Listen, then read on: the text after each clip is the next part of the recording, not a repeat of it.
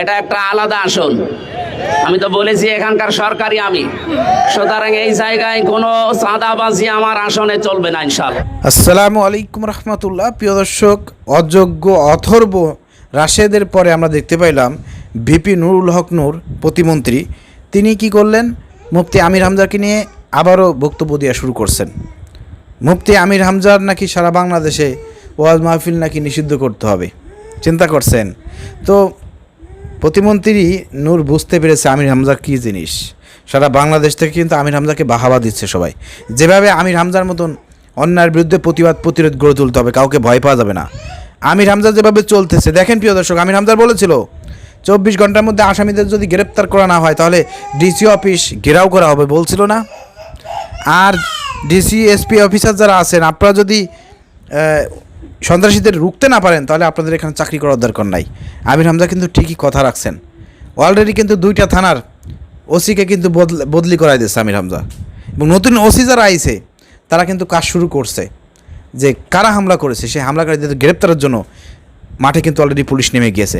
অতএব এই দৃশ্য দেখার পরে যে মুফতি আমির হামজা তার এত পাওয়ার, তার উপরে হামলা হয়েছে, আমরা উঠেছি সরকারে, পুলিশ আমাদের কথা শুনতেছে না, বা আমাদের কথা শোনার পড়লে পরে মুফতি আমির হামজা কীভাবে ট্রান্সফার করে দিচ্ছে।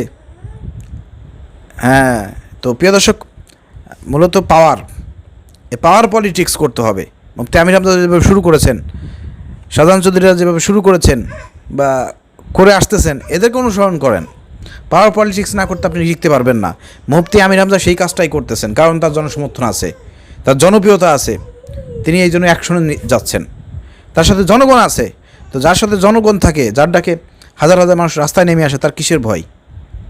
তো নতুন যেসব ওসি আইছে এখানে, তারা কিন্তু অলরেডি কাজ শুরু করেছে। যারা প্রকৃত পক্ষে হামলা করেছে ভিডিও ফুটেজ দেখে, তাদেরকে কিন্তু গ্রেপ্তার করা হবে। যদি গ্রেপ্তার না করা হয় আবারও কিন্তু আলটিমেটাম দেওয়া হবে। এই ওসিদেরকেও দরকারি পরিবর্তন করা দরকার, অথবা বদলি করেই দেওয়া হবে ইনশাআল্লাহ।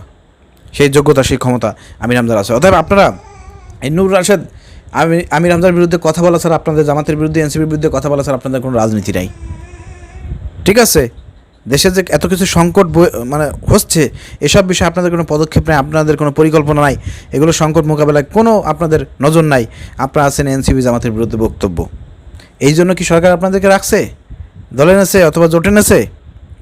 তো দেখবেন এই দিন যখন ফুরিয়ে আসবে, আপনাদেরকে জোট থেকে লাথি দিয়ে ওই মেনন, তারপর রাশেদ, তারপরে আপনার নজিবুল বাশার সহ ইনুমিনু যারা ছিল, তাদেরকে যেভাবে একসময় আওয়ামী লীগ ব্যবহার করেছে, সময় বুঝে লাথি মারছে, ঠিক অনুভাবে একসময় জামাত এনসিপির বিরুদ্ধে লাগছেন না, পক্ষান্তরে জনগণের বিরুদ্ধে আপনারা দাঁড়িয়েছেন। একসময় আপনারা জনপ্রিয় জনবিচ্ছিন্ন হয়ে যাবেন, তখন কিন্তু বিএনপি আপনাদের মূল্য দেবে না, লাথি মারে কিন্তু খেদাই দেবে ওই রাশেদের মতন, মেনন রাশেদদের মতন, ইনুর মতন, তখন টের পাবেন। ঠিক আছে? অতএব এইগুলো বাদ দেন, নিজের দলের সন্ত্রাসীদেরকে সামলান, না হলে কিন্তু অবস্থা খুব করুণ পরিণত হবে।